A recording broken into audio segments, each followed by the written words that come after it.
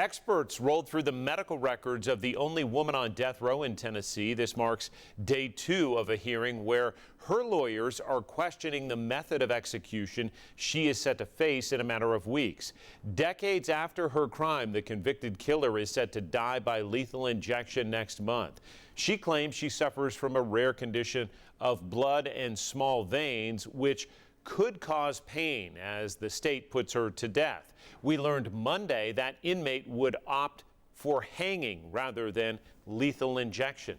10 News reporter Nicole Borman is tracking this as it develops and the arguments in court. Explain what you learned today, Nicole.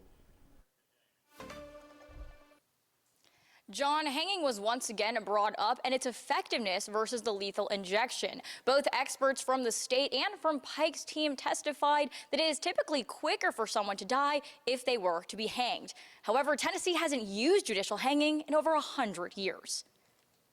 Pike's team brought out emergency medicine professor Scott Goldstein. He said although he's not an expert in hanging, he knows there's a greater likelihood that a person will die by hanging them than lethal injection. The botch rate for hanging is 3.12%. The botch rate for lethal injection is 7.2%, with the overall rate being 3.15%.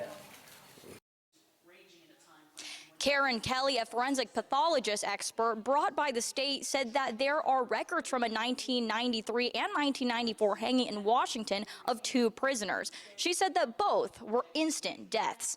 Kelly also emphasized that it's a lot easier to get what you need to hang someone. It's my understanding some states are having difficulty getting pharmaceuticals for lethal injection, such as Alabama and Louisiana.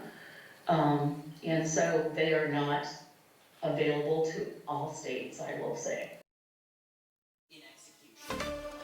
Pike's team said yesterday that hanging is a preferred method for them because it would avoid unnecessary pain before death.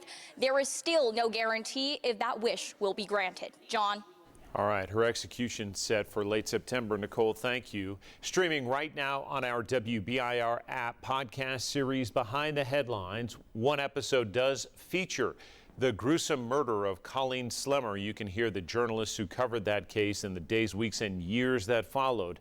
Behind the Headline, the Knoxville Job Corps murder tied to this death row discussion about Christa Gail Pike and her fate, streaming right now.